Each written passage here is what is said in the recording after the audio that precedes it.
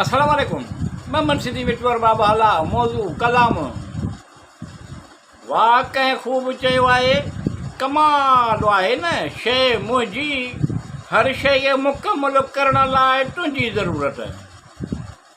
जदीद दौर जदीद तक़ाज़ा जदीद हुजनि सहूलतूं आसानियूं ज़रूरत। वाह कंहिं ख़ूब चयो आहे कमाल आहे न शइ मुंहिंजी हर शइ खे मुकमल करण लाइ तुंहिंजी ज़रूरत। जदीद दौर जदीद तक़ाज़ा जदीद हुजनि सहूलतूं आसानियूं ज़रूरत। दिलि खणी चवे थो उल्फत छा आहे इहा कहिड़ी शरारत आहे।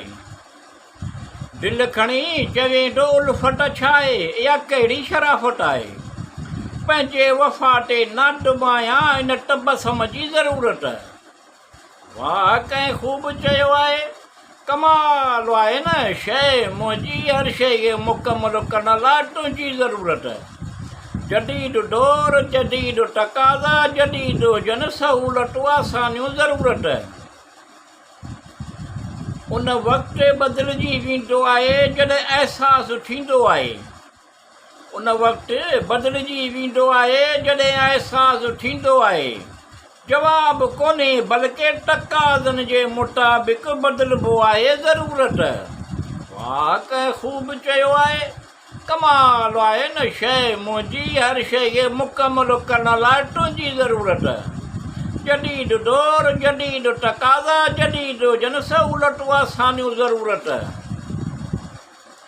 ख़्वाहिश ऐं ज़रूरत में फ़र्क़ ते ग़ौर करणु घुरिजे। ख़्वाहिश ऐं ज़रूरत में फ़र्क़ ते ग़ौर करणु घुरिजे।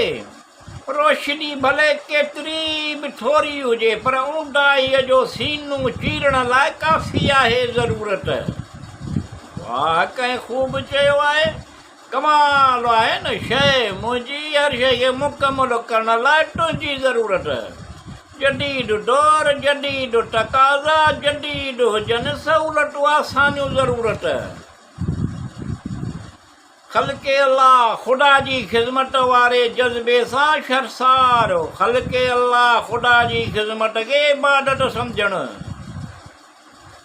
ख़ल्क़े अल्लाह ख़ल्क़े ख़ुदा जे ख़िदमत वारे जज़्बे सां सरशार ख़ल्क़े अल्लाह ख़ल्क़े ख़ुदा जी ख़िदमत खे इबादत सम्झणु।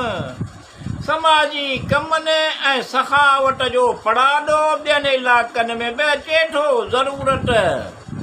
वाह कंहिं ख़ूब चयो आहे कमाल आहे न शइ मुंहिंजी हर शइ खे मुकमल करण लाइ तुंहिंजी ज़रूरत।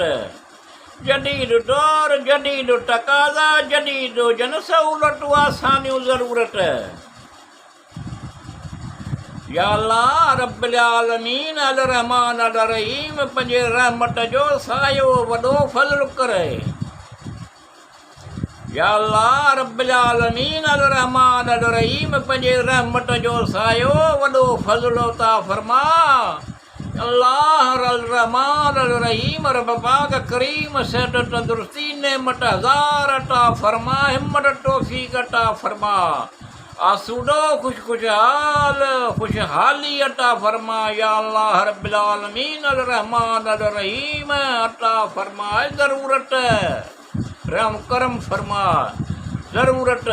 वाह कंहिं ख़ूब चयो आहे कमाल आहे न शइ मुंहिंजी हर शइ खे मुकमल करण लाइ तुंहिंजी ज़रूरत। जदीद दौर जदीद तक़ाज़ा जदीद हुजनि सहूलतूं आसानियूं ज़रूरत।